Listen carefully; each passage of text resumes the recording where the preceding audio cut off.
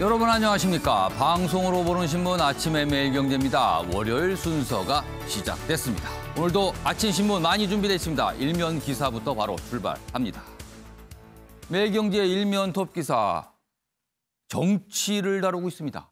팬덤 정치에 위협받는 한국 민주주의다. 그렇습니다. 정치인별로 팬덤을 갖고 있는 정치인 꽤 됩니다. 그런데요, 뭔가 좌표가 찍히면 문자 폭탄, 댓글 폭탄, 툭하면 떨어진다는 겁니다. 여당 의원들 사이에서도 자기 검열 이런 얘기가 나왔다고 합니다. 다른 목소리를 용납하지 않는 콜로세움 민주주의로 전락할 우려가 있다. 콜로세움에 모여 있는 사람들, 검투사의 경기를 보면서 뭔가 열광은 하지만 과연 그것이 민주적인가? 이런 거에 대한 의문 제기를 하고 있습니다. 다음은 조선일보 보겠습니다. 복귀냐 해임이냐, 윤석열 검찰총장 운명의 한 주가 시작이 됐다는 겁니다. 내용 좀 더 보겠습니다. 윤석열 총장 직무 배제에 대해서 집행정지 신청 재판이 오늘 있습니다. 그리고요, 빠르면 오늘 뭔가 결정이 나올 수도 있다는 겁니다. 일단 이게 오늘 일정이에요. 그리고요, 내일은 법무부 감찰위원회 회의가 열립니다. 그러니까 뭔가 타당성을 따져보고 뭔가 얘기를 할 수도 있는 거죠. 추미애 장관 독주에 제동 걸지 주목된다. 그리고요, 하루가 더 지난 모레는요, 법무부 징계위원회가 열립니다.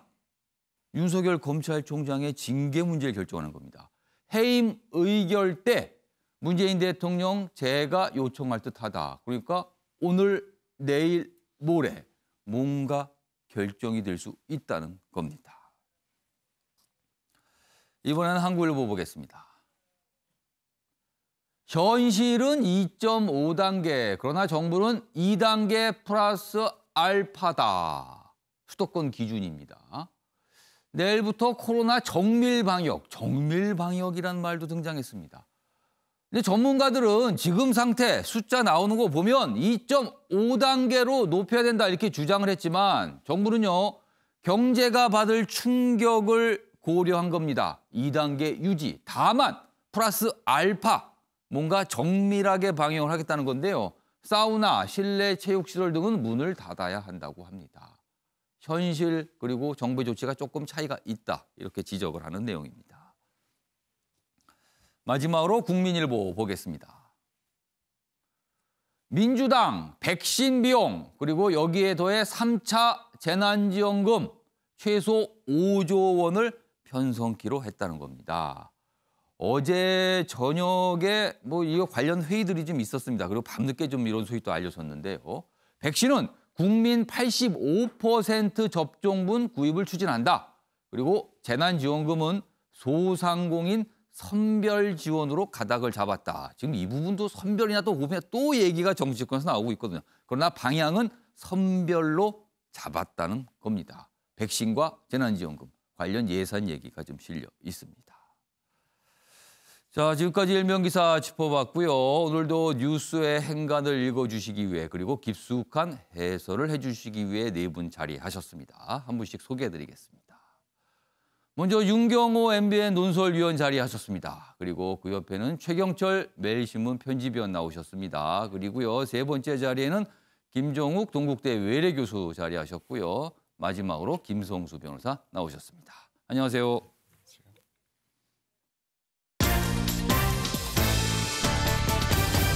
오늘 다룰 주요 이슈들을 네 가지 키워드로 정리했습니다. 아침을 여는 키워드가 화면에 있습니다.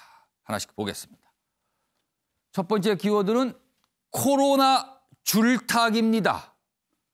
정부의 방역 단계, 어제 이제 결정을 뭔가 했는데 수도권의 경우는 2단계로 유지, 그리고 비수도권 지역은 1.5단계로 높였죠. 그러나 수도권에 관련해서 전문가들은 2.5로 높여야 된다. 5단계로 세분화한 의미가 무엇인가? 이렇게 질문을 하고 있습니다. 그래서 정부의 입장을 코로나 지금 줄타기, 경제와 방역 사이 줄타기라고 있다. 이런 평가가 있고요. 두 번째 키워드는 사생결단 3연전입니다. 오늘, 내일, 모레 윤석열 검찰총장의 거취와 연관이 되는 뭔가가 결정이 됩니다. 사면전이라는 표현 등장하고 있고요. 세 번째 키워드는 김치를 들쑤시다. 김치를 들쑤시다. 진짜 김치를 뭐 이렇게 들었다 놨다 했다는 얘기는 아닌 것 같고요. 중국이요.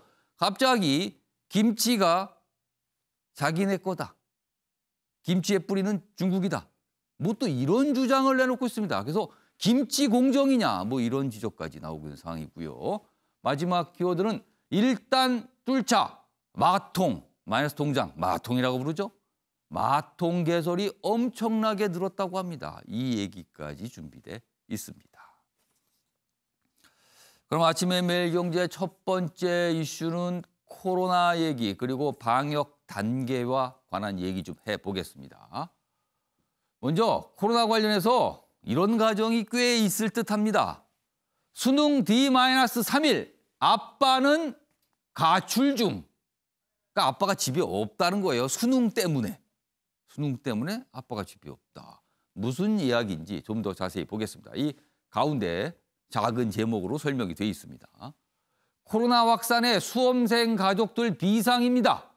아빠는 수능까지 본가에서 출퇴근하겠다.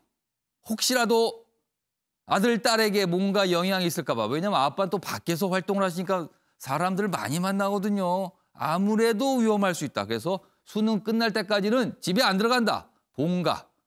본가에 가서 출퇴근한다. 그리고 엄마는 마트 안 가고 다 인터넷 쇼핑으로 산다. 가능한 접촉을 하지 않겠다는 거죠. 그리고 동생은 고3 언니와 채팅으로 대화만 한다. 뭐 이런 경우도 있고 아니도 있지만 정말 조심한다면은 가능한 언니 얼굴 안 보는 게 낫다. 그냥 채팅으로, 문자로 뭔가 의사소통한다. 뭐 이런 얘기까지 실려서 고3 수험생을 둔 집안들 이 코로나 조심조심하고 있다는 이런 내용이 실려 있습니다. 자, 다음 기사는요. 어제 정부의 어떤 결정이죠. 그 내용입니다.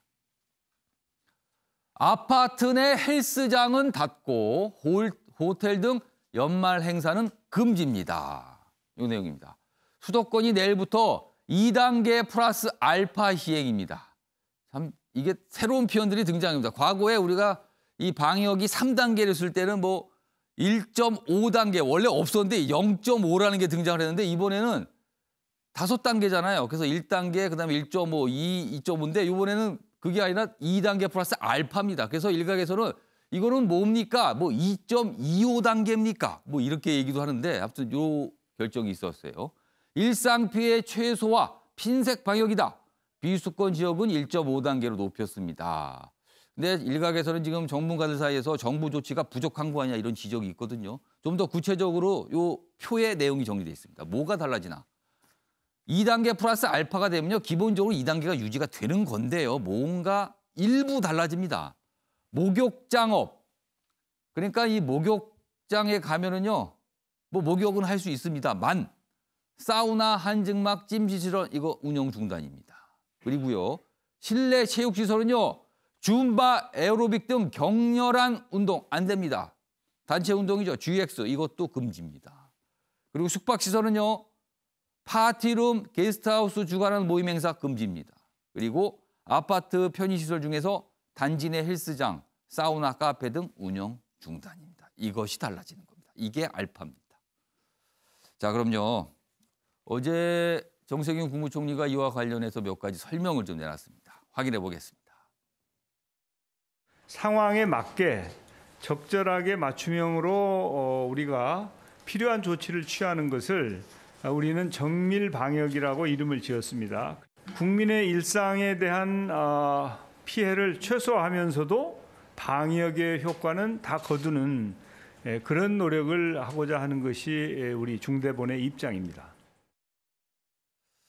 자, 그럼 정부의 결정을 다룬 2개의 신문 기사를 지금부터 비교해 보겠습니다.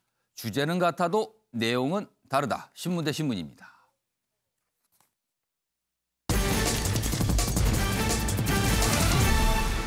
자, 어제 정부의 방역 조치, 어떤 결정을 했죠? 그와 관련된 평가가 담긴 2개의 신문이 오늘 준비되어 있는데요. 내용이 좀 다릅니다. 먼저 매일경제는 이런 내용을 담고 있습니다. 자영업자 타격 고려에 핀셋 방역을 하는 것이다. 뭔가 좀 긍정적인 분위기가 느껴지죠. 핀셋 방역. 근데 뭔가 어려움을 고려했다.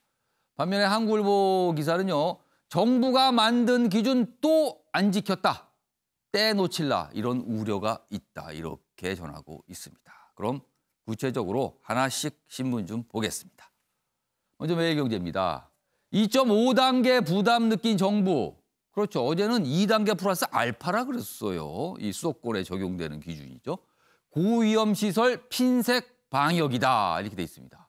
전체적으로 제목에 보면 정부가 뭔가 다 이유가 있다. 사정이 있다. 그럴 만하다. 뭐 이런 분위기입니다. 자, 수도권 거리두기 2단계 유지. 격상 기준은 이미 넘었지만 중소자영업 타격 고려한 듯하다. 그러면서 방금 전에 소개했던 이런 내용들, 뭐 파티룸 연말 행사 막고 아파트 내 복합시설 중단 등등등 이런 내용 싣고 있습니다. 밑줄로 좀 더 설명이 되어 있습니다. 보겠습니다. 이쪽입니다. 자, 여기 보면은 이 생활방역위원회 한 위원회 말을 소개하고 있어요. 단계 격상이 필요하다고 보는 감염의학 전문가들의 입장이 꽤 있었지만, 뭔가 높일 필요 주장이 있었지만 실제 논의 과정에선 경제적 피해에 대한 우려가 비등했다. 소상공인, 자영업자에 대한 경제적 피해 보상 방안 없이 무작정 단계를 격상할 수 없는 노릇이기 때문이다. 그래서 뭔가 결정의 배경을 설명해 놨습니다. 자, 그럼 이번에는 한국일보 보겠습니다. 정부가 만든 방역 기준 또 안 지켰다. 이러다가 떼놓칠라 우려가 나오고 있다. 이 기사는 정부 뭐 하는 겁니까? 이렇게 약간 지적하는 분위기입니다. 최근 일주일간 국내 신규 확진자 일본 평균 416명, 일평균, 하루 평균 416명, 2.5단계 기준 이미 충족했다. 그런데 왜 안 올립니까? 이렇게 묻고 있는 겁니다. 중대본 내달 7일까지 2단계 유지한다. 경제 고려 방역 기준 세분화해놓고선 그렇습니다. 원래 3단계인 거를 5단계로 늘렸잖아요. 그렇다면 좀 더 촘촘해야겠다는 건데 새 거리두기 기준 적용을 안 했다. 그리고는 알파다. 뭐 이런 표현을 나온 겁니다. 전문가들은 이렇게 되면 확산세 잡기 어려울 것이다. 경고하고 나섰습니다. 자, 두 개의 신문 다 연속해서 비교해 봤는데요. 자, 윤경호 위원님과 최영철 편집위원 두 분께서는 지금 두 개의 신문 기사 중에 어느 쪽에 좀 더 공감을 하시는지 그 이유를 좀 설명해 주시기 바랍니다. 먼저 윤경호 위원. 저는 매일경제 선택에 공감을 했습니다. 예. 부담을, 그러니까 2.5단계의 부담을 느낀 정부라는 그 제목에 정부의 고육지책이라는 말이 있잖아요. 힘들어지는 걸 알지만 예. 어쩔 수 없는 선택이다. 그러니까 방역의 고삐를 조이는 건 분명히 조이는데 예. 그렇다고 경제에 완전히 또 찬물을 더 끼얹어 버렸다라는 비판과 비난, 후폭풍 이걸 또 같이 의식을 예. 한 게 아닐까. 그래서 오늘 뭐 줄타기다. 뭐 이런 표현도 그렇습니다. 언론에 줄타기라는 등장합니다, 표현도 저는 참 정부가 지금 처해 있는 그다음에 택해야 되는 예. 입장에 고민이 그대로 반영이 된 거 아닌가. 사실 2단계 이상 가 있는 상태에서는 뭐 여러분들 뭐 이미 다 느끼고 계시지 않습니까? 우선 카페, 뭐 제과점, 커피 한 잔을 마시고 싶어도 앉아 있을 수 없으니까 그런 데서부터 얼마나 경기가 지금 썰렁하게 죽어 있는지 충분히 알 수 있고요. 저녁에 9시 넘으면 식당에도 앉아 있을 수 없다는 거. 2단계에 이미 경제 지금 직격탄이 예. 쏟아져 있어요. 거기에 더 심리적으로 위축이 되는 상황까지 가는 거를 부추긴다. 이런 부담을 정부가 지는 거 아닐까. 그렇다고 그러면 방역을 포기한 거냐? 예. 그건 아니겠죠. 이제 밀접, 뭐 밀촉, 뭐 이런 산밀 대상 지역, 이 목욕탕업이라든지 아니면 실내 체육시설 이런 데 조금 더 방역을 강화한 게 대표적일 것 같은데 결론적으로 정부가 2단계, 2.5단계, 뭐 3단계 이렇게 5단계로 분류를 해놨던 예. 그때 2단계 이상 가면 결국 우리 모두의 개인 책임이다. 개인의 선택이다. 왜냐? 지금은 코로나에 대한 잘 몰랐던 부분 이건 많이 해소가 됐어요. 예. 코로나가 어떤 병인지 뭘 조심해야 되는지 방역 수칙은 뭐 어떻게 해야 되는지 이런 거를 다 웬만하면 알거든요. 이제는 개인의 선택이다. 정부가 하지 말라고 해서 안 하고 하라고 해서 하고 뭐 이런 단계는 이미 지난 게 아닌가. 그런 점에서 저는 정부의 이 고육지책이 경제와 방역 두 개를 놓고 했던 결정이 예. 매일경제 제목이 조금 더 공감이 갔습니다. 정치열 편집위원은 어느 기사에 좀 더 공감을 하십니까? 뭐 정부가 이렇게 뭐 판단을 내린 것에 대해서 예. 공감도 합니다. 예. 하지만 정부가 굉장히 방심하고 있는 측면도 굉장히 크다. 방심하고 있는 것 같다. 왜냐하면 정부가 어제 또 정세균 총리 얘기로는 정밀 방역이라는 또 새로운 말을 예, 끄집어냈어요. 정밀 방역. 예. 그 전에는 또 생활 방역이란 말을 했다가 이번에는 또 정밀 방역이라는 새로운 말을 끄집어냈어요. 뭔가 계속 뭔가 설명을 내놓고 있는 거예요, 그렇습니다. 지금. 그러니까 이게 정부 입장에서는 이것도 하고 저것도 하고 다 하자 이런 식으로 하는 것 같은데 그러다 보면은 국민들은 생각이 많아지게 됩니다. 아 그래? 그러면 뭐 이렇게 해도 되겠네. 그러니까 자꾸만 자의적으로 생각하게 되는 거죠. 이 방역의 기본은 국민이 제대로 된 행동을 하는 겁니다. 정부가 흔들리면 국민이 제대로 된 행동을 할 수 없고 국민이 방심하게 됩니다. 겨울이 오면 무조건 확산이 일어나게 됩니다. 1차 대확산도 겨울 2월이었습니다. 예. 왜냐하면 이게 호흡기 질환이기 때문에 밀폐된 공간에서 마스크 안 쓰고 있으면 무조건 엄청나게 크게 번집니다. 제가 뭐 지난 토요일 날 어떤 교수님들하고 밥을 먹었는데 교수님 말씀을 하세요. 아이고 우리 학교에 성악과 학생들이 갑자기 이거 확진이 많이 됐어. 예. 왜 보니까 성악과 방음 방진되는 방 안에서 마스크 안 쓰고 노래 연습해버리니까 바로 퍼지는 거야.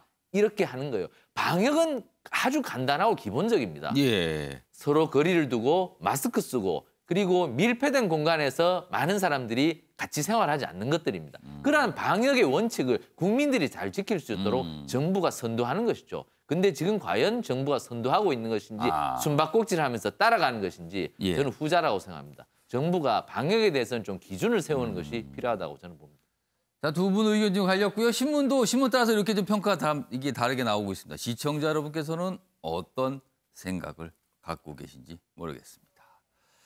자, 코로나 상황은 이 정도로 좀 마무리하고요.